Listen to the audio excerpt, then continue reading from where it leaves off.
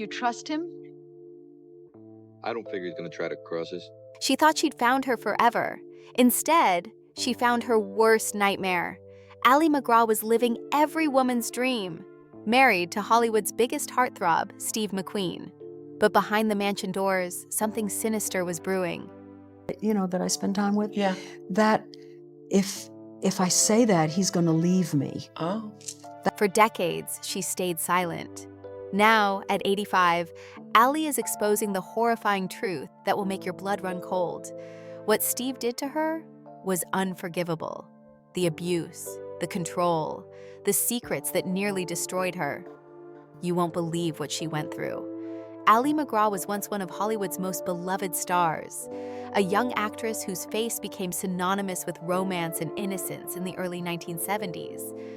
Her performance in Love Story captured the hearts of millions and turned her into a household name almost overnight. But behind the glamorous image that audiences saw on screen, MacGraw's personal life was far more complicated than anyone could have imagined. Her relationship with Steve McQueen, one of Hollywood's biggest stars, would eventually overshadow her career and lead to years of struggle that she's only recently begun to discuss openly. MacGraw's journey to stardom didn't begin in Hollywood. She was born in Bedford Village, New York, and grew up in a household that was far from peaceful. Her father struggled with alcoholism, and the constant arguments between her parents created an unstable environment that left deep marks on the young girl. From an early age, MacGraw dealt with feelings of insecurity and self-doubt, emotions that would follow her throughout her life and career. Looking for a way out of her difficult home situation, she turned her attention to the world of fashion and modeling.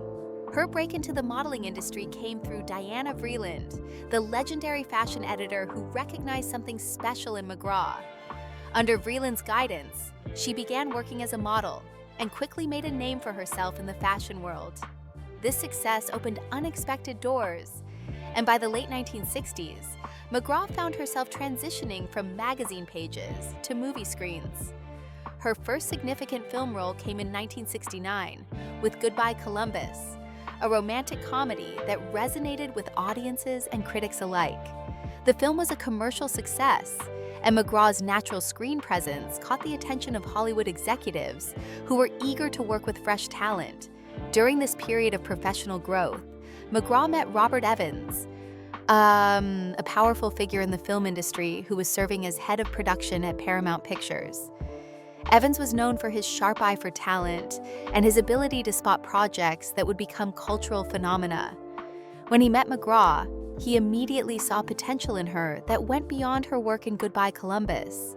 Evans became convinced that she could be the perfect leading lady for a project he was developing, a romantic drama that would eventually be titled Love Story. The relationship between MacGraw and Evans developed quickly. The two married in 1969, creating what appeared to be a perfect Hollywood partnership. Evans had the power and connections, while MacGraw had the talent and screen presence that audiences adored.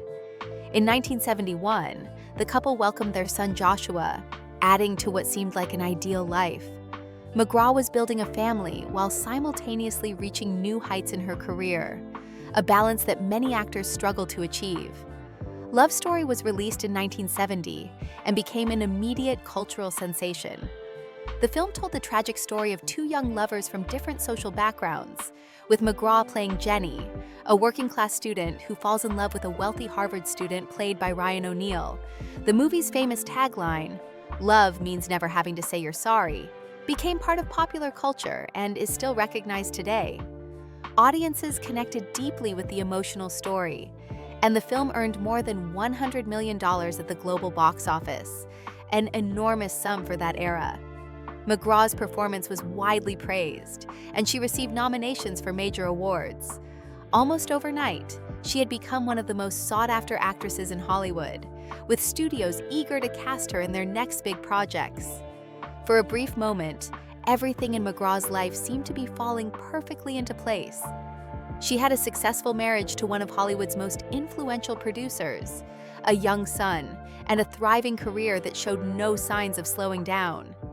Film offers were pouring in, and she had the kind of recognition that most actors spend their entire careers chasing. But, as is often the case in Hollywood, this period of success and stability wouldn't last as long as anyone expected. By 1972, plans were underway for The Getaway, an action thriller directed by Sam Peckinpah and set to star Steve McQueen, who was at that time one of the biggest movie stars in the world. The film needed a strong female lead to play opposite McQueen, and Robert Evans, despite being MacGraw's husband, secured the role for her. On the surface, it seemed like another smart career move, a chance for MacGraw to work with a legendary director and Hollywood's biggest male star. The film had all the ingredients for commercial success, and it would allow MacGraw to show a different side of her acting abilities in an action-oriented role, rather than another romantic drama. However, MacGraw later admitted that she had serious reservations about taking the role from the very beginning. In her 1991 memoir, Moving Pictures, she wrote candidly about her concerns, explaining that she worried about leaving her young son Joshua for the duration of filming. But there was another reason for her hesitation, one that she recognized even before production began. She sensed that working closely with Steve McQueen would lead to complications in her personal life. As she would later confess in her book, she knew that being around McQueen would mean trouble, and she could feel it coming before they had even met properly on set. MacGraw's instincts proved to be entirely correct. The decision to accept the role in The Getaway would fundamentally alter the course of her life, ending her marriage to Robert Evans and setting in motion a relationship that would consume the next several years of her life. What had seemed like a straightforward professional opportunity turned out to be the beginning of one of Hollywood's most talked about and ultimately troubled romances. The woman who had become famous for playing a character who believed love meant never having to say you're sorry was about to discover that real-life romance could be far more complicated and painful than anything Hollywood could put on screen. When Ali MacGraw arrived on the set of The Getaway in 1972, she was still very much married to Robert Evans, and their relationship appeared solid to the outside world. Steve McQueen, on the other hand, was already an established icon in Hollywood, a man whose career had made him one of the most recognizable faces on the planet.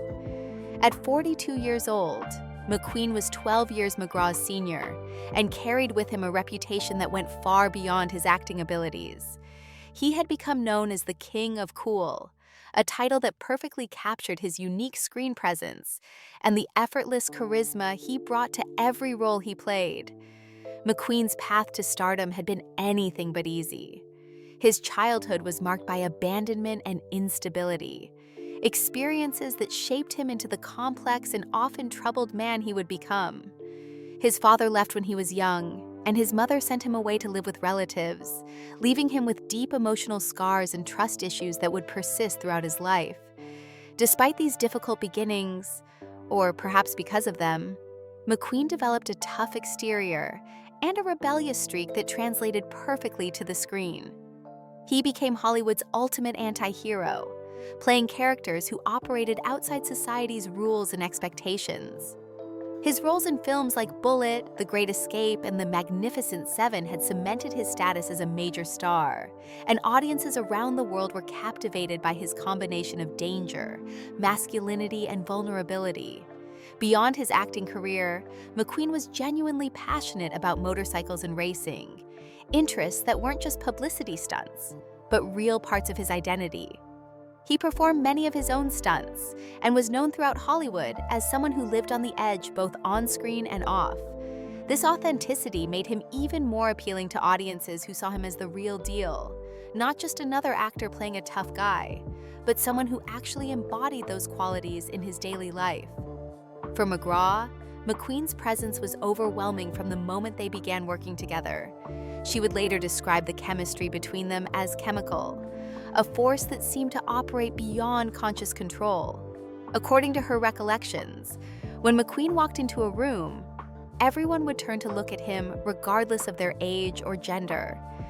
There was something magnetic about him that drew people in, and MacGraw found herself unable to resist, despite knowing that getting involved with him would complicate her life enormously. The attraction wasn't just about his fame or his looks, but something deeper and more primal that she struggled to put into words even years later when reflecting on their relationship. The affair between MacGraw and McQueen began shortly after filming started in Texas. The production brought them together day after day, working in close proximity and building an intimacy that quickly crossed professional boundaries. They made little effort to hide their relationship, and soon it became one of the most talked about romances in Hollywood. The press covered every development with intense interest, and the publicity surrounding their affair actually helped generate buzz for The Getaway. When the film was released, it became a commercial success, with audiences eager to see the real-life couple on screen together. The movie benefited from the scandal, but the personal costs of the relationship were only beginning to emerge. By the end of 1972, MacGraw had made the decision to leave Robert Evans. She filed for divorce, a move that sent shockwaves through Hollywood and made headlines across the country. Evans, who had discovered MacGraw and given her the role that made her a star in Love Story, was reportedly devastated by the betrayal. He had not only lost his weave, but had essentially facilitated the relationship by casting her in The Getaway opposite McQueen. The situation was complicated further by the fact that they shared a young son, Joshua, and the divorce would mean disrupting the family life they had built together.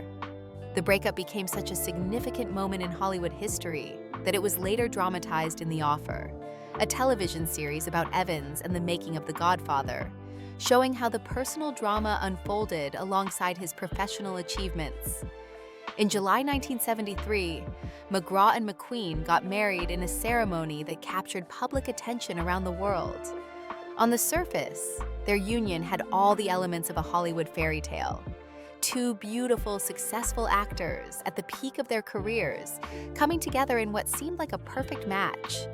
But the reality behind the glamorous image was far more complicated and troubling. Before the wedding, McQueen insisted that MacGraw sign a prenuptial agreement that would prevent her from seeking any of his money if they divorced. This demand should have been a warning sign, but MacGraw agreed to his terms, convinced that their love would overcome any obstacles. More significantly, McQueen made it clear that he expected MacGraw to give up her acting career entirely. At the very moment when she was at the height of her fame and had the pick of roles in Hollywood, he demanded that she walk away from it all. His reasoning was straightforward and non-negotiable. He was the highest-paid actor in the world at that time, and he told her directly that he didn't want a working wife. McQueen's ego and sense of traditional gender roles meant that he couldn't accept being married to another successful actor. He wanted a wife who would focus entirely on him and his career, someone who would be available whenever he needed her without the distraction of her own professional ambitions. MacGraw later admitted that she agreed to abandon her career, not because she wanted to, but because she was terrified of losing McQueen. The intensity of her feelings for him, combined with her own insecurities that dated back to her difficult childhood, made her willing to sacrifice her independence and her dreams. She convinced herself that love required this kind of compromise, that if she truly cared about him, she would do whatever it took to make him happy. In interviews conducted many years later, she acknowledged that fear drove her decision more than anything else. She was afraid that if she refused his demands, he would leave her, and that possibility felt unbearable at the time. So MacGraw walked away from Hollywood at the precise moment when she could have become one of the biggest stars of her generation. Instead of negotiating new film contracts and working with major directors, she settled into the role of housewife and stepmother. She took care of her son Joshua and devoted herself to managing the household and meeting McQueen's needs. The woman who had captivated audiences in Love Story essentially disappeared from public view, and many people in the industry wondered what had happened to the promising young actress who had seemed destined for a long and successful career. The answer was that she had made herself small to fit into Steve McQueen's life, sacrificing her own identity in an attempt to keep their relationship intact. In the beginning, married life seemed almost perfect to those looking in from the outside. Ali MacGraw and Steve McQueen settled into a beautiful beach house in Malibu, where they created what appeared to be an idyllic California lifestyle. They hosted barbecues for a small circle of close friends, took long walks along the beach, and seemed to enjoy the simple pleasures of domestic life together. For a while, MacGraw convinced herself that she had made the right choice in giving up her career. The quiet days by the ocean felt peaceful after the chaos of Hollywood, and she tried to focus on creating a stable home environment for her son and her new husband. To outsiders, they looked like the perfect Hollywood couple, living out a dream that millions of people envied. But the reality behind closed doors was very different from the image they presented to the world. McQueen brought deep emotional wounds into the marriage, scars from a childhood that had left him fundamentally damaged in ways that affected every relationship he had. His father had abandoned the family when McQueen was very young, and his mother had sent him away to live with relatives, experiences that created a lasting distrust of women and relationships in general. These early traumas manifested in the marriage as intense jealousy and a need for complete control over MacGraw's life. She later recalled that his jealousy was constant and could be triggered by the smallest things. If she simply looked at another man or spoke too warmly to someone at a party, McQueen would become suspicious and angry, accusing her of betraying him even when nothing inappropriate had occurred. The jealousy might have been easier to accept if McQueen had held himself to the same standards, but he didn't. Despite his extreme possessiveness toward MacGraw, he openly flirted with other women and showed little concern for how his behavior affected her. Rumors circulated constantly throughout Hollywood that McQueen was having affairs during their marriage, stories that reached MacGraw's ears and caused her tremendous pain. The double standard was obvious and cruel. He demanded absolute loyalty and devotion from her, while allowing himself complete freedom to do whatever he pleased. MacGraw found herself trapped in a situation where she couldn't even express her feelings about his behavior, without risking an angry confrontation or the possibility that he would leave her. The sacrifice of her career weighed heavily on MacGraw as the years went by. McQueen had made it clear from the start that he didn't want a working wife, and MacGraw had agreed to those terms out of fear and love. But giving up acting meant giving up a fundamental part of her identity. Instead of preparing for roles and working with directors and fellow actors, she spent her days cooking and cleaning and taking care of domestic responsibilities. In her memoir, she admitted that she played the role of cook and cleaning lady to an extreme degree, trying desperately to be the kind of traditional wife that McQueen seemed to want. She poured all her energy into maintaining the household and raising her son Joshua from her previous marriage, hoping that if she was good enough at being a homemaker, McQueen would be satisfied and their relationship would stabilize. But no amount of domestic perfection could fix the fundamental problems in their marriage. McQueen's substance abuse issues became increasingly apparent as time went on. He drank heavily and used drugs regularly, behaviors that made him unpredictable and difficult to live with.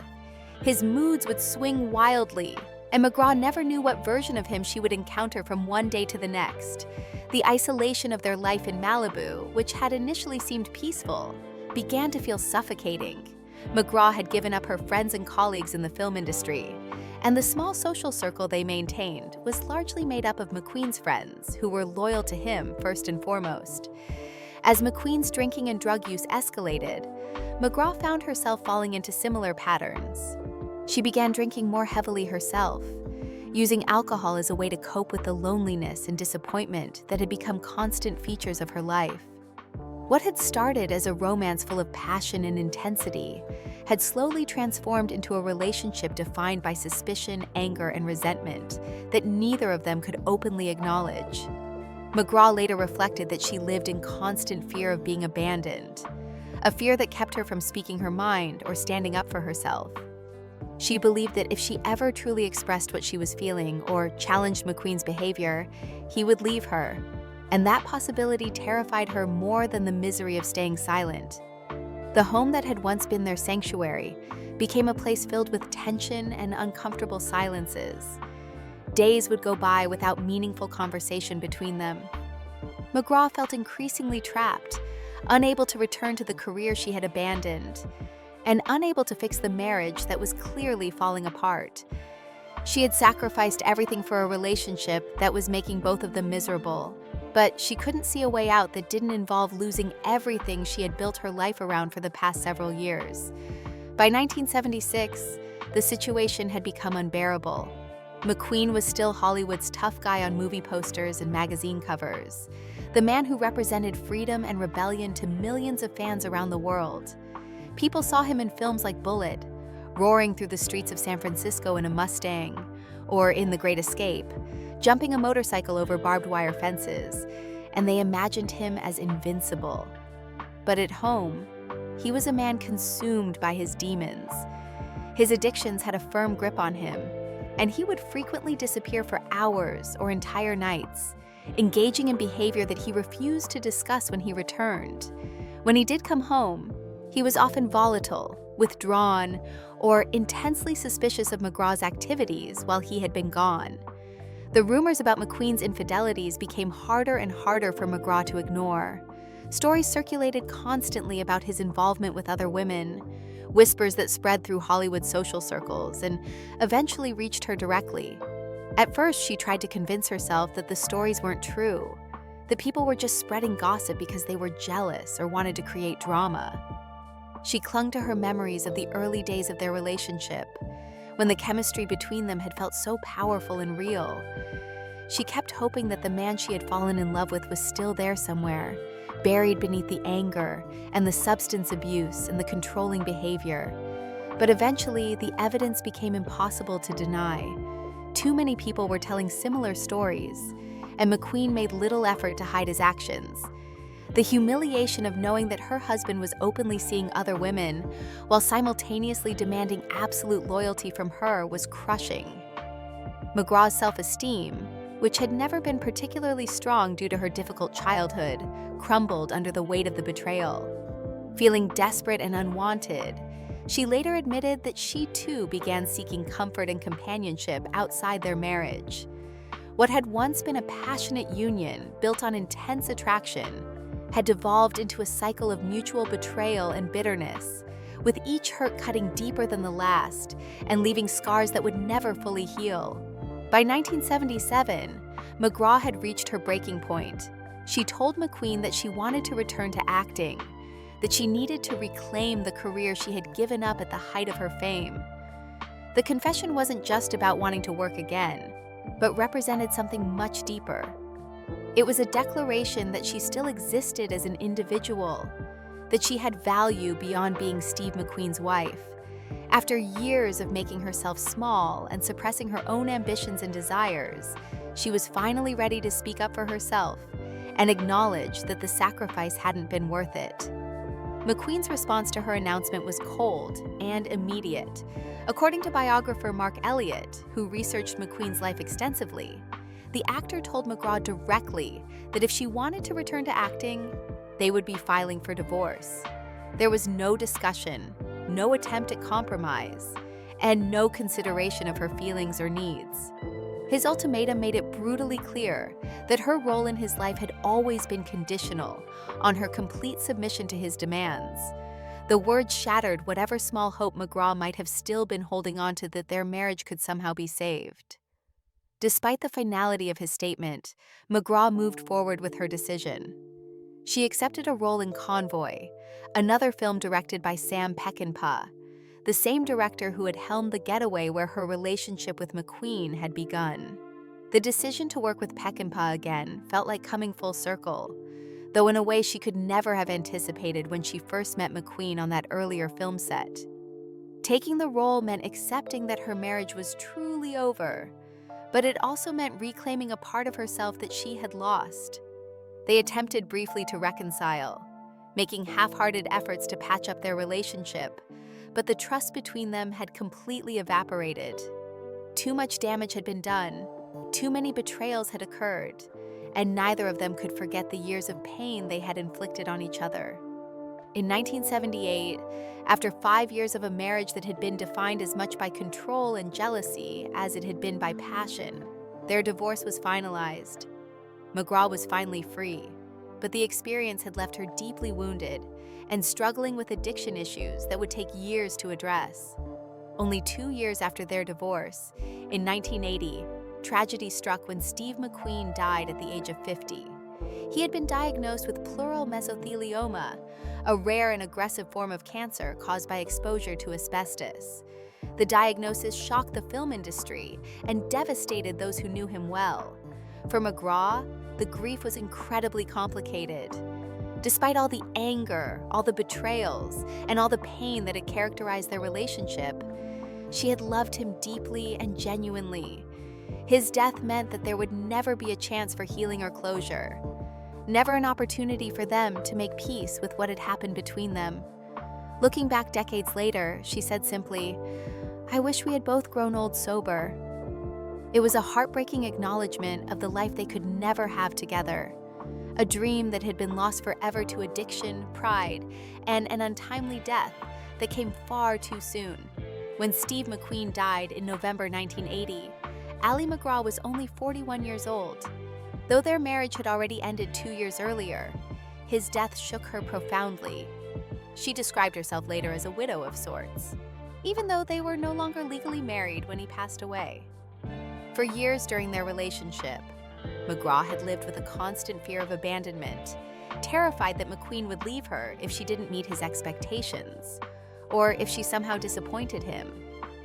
But nothing in her experience had prepared her for the absolute finality of death.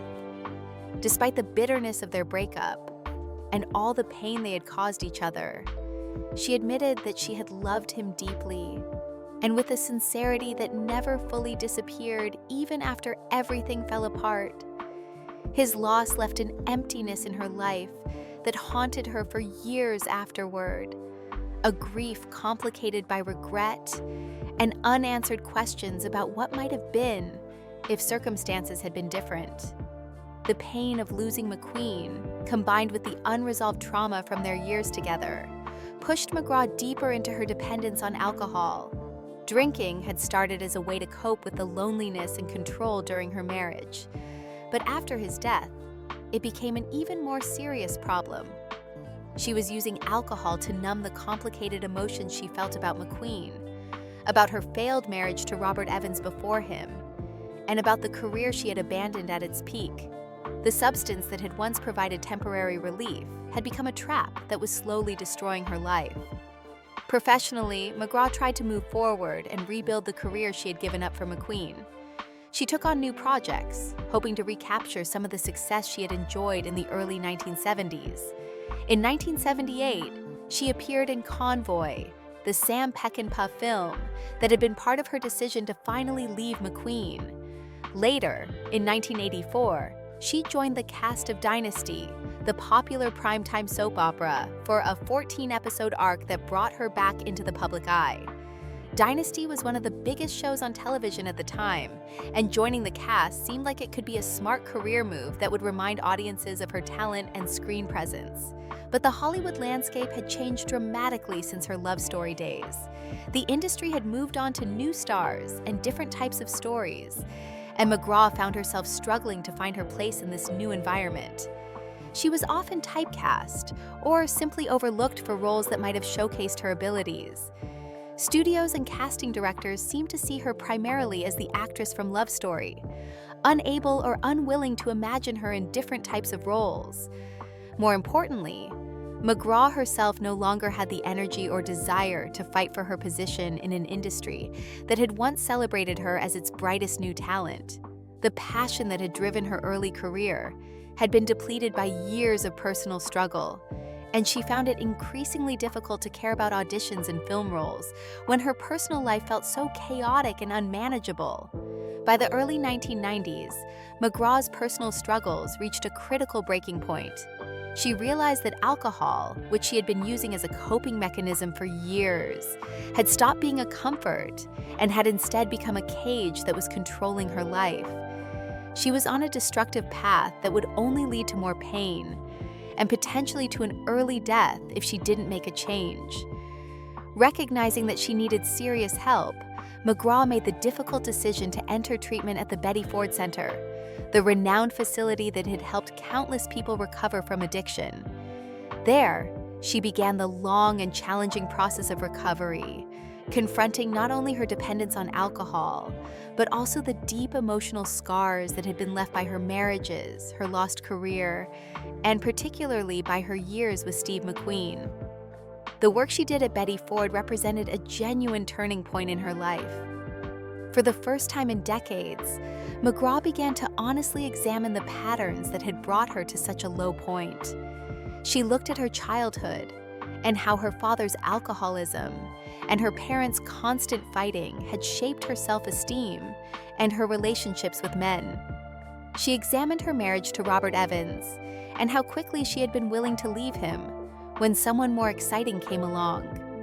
Most painfully, she confronted her relationship with McQueen and acknowledged the ways she had enabled his behavior by refusing to stand up for herself out of fear of abandonment.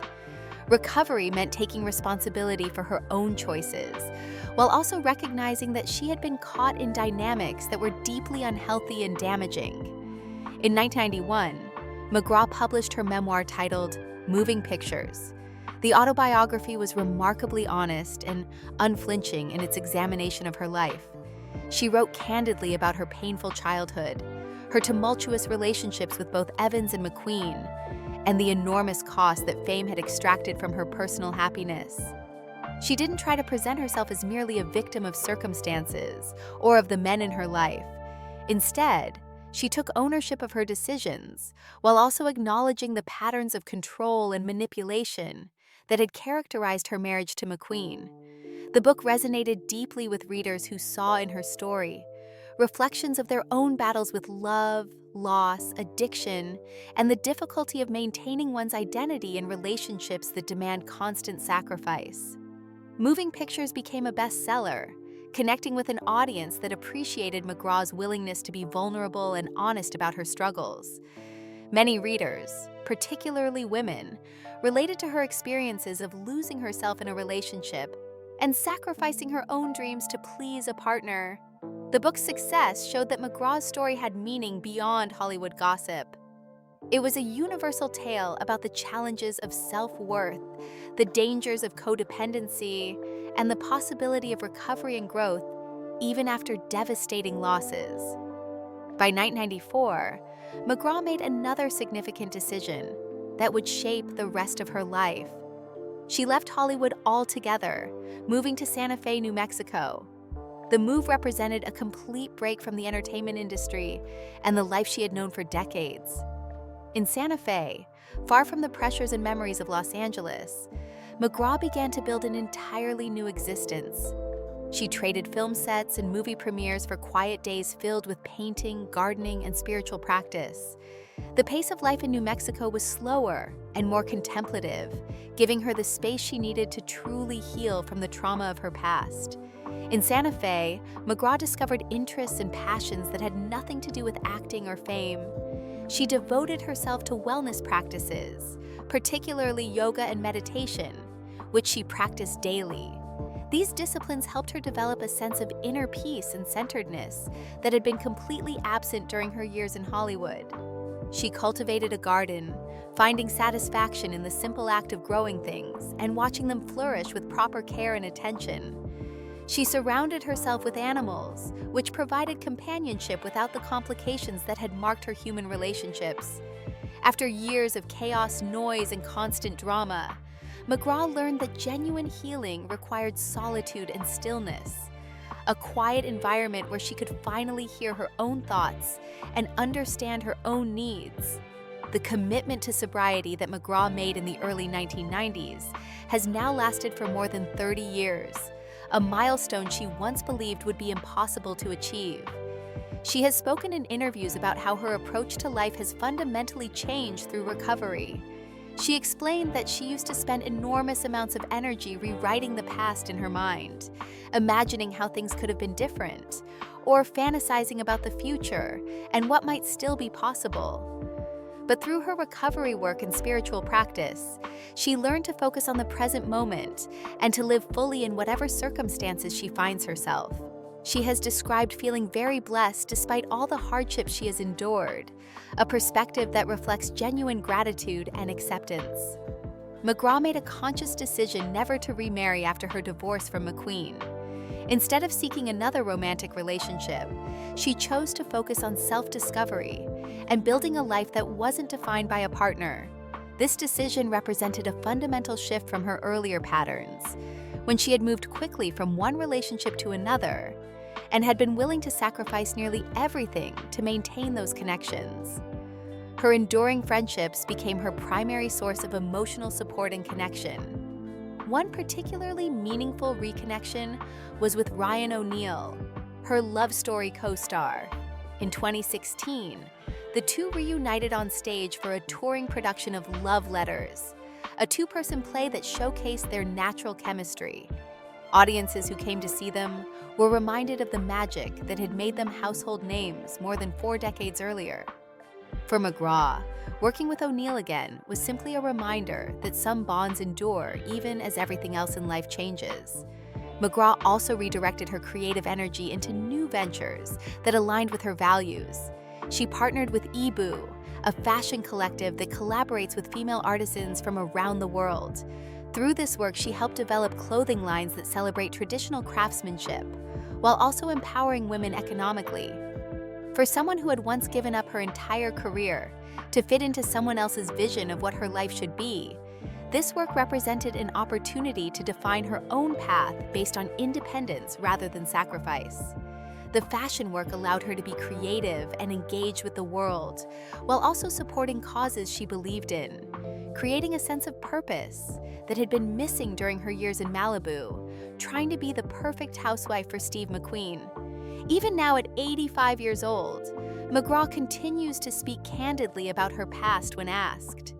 She has never denied the powerful attraction she felt towards Steve McQueen, still describing their connection as chemical, and admitting that she knew trouble was inevitable from the moment they met. The intensity of what she felt for him was real, and she doesn't try to minimize or dismiss those emotions, even with the benefit of hindsight. But she also refuses to romanticize what came after the initial passion faded. In interviews, she has been clear that their relationship included both wonderful days and dreadful days, and she rejects the idea of presenting herself as simply a victim of his behavior. She has acknowledged that there were many times during their marriage that were genuinely good, moments of connection and happiness that she still values. But there were also many times that were absolutely ghastly, periods of pain and humiliation that left lasting scars. Her honesty about the complexity of her relationship with McQueen has given her story a resonance that extends far beyond Hollywood history. Ali MacGraw is no longer remembered only as the young woman from Love Story who captured hearts with her performance as Jenny. She has become recognized as a survivor who lived through fame, heartbreak, addiction, and profound loss, and who emerged from those experiences with the strength and courage to tell her truth without embellishment or self-pity. Her willingness to be vulnerable and honest about her struggles has made her story meaningful to people who may never have seen her films, but who recognize in her journey the universal challenges of maintaining self-worth, recovering from destructive relationships, and finding peace after years of turmoil.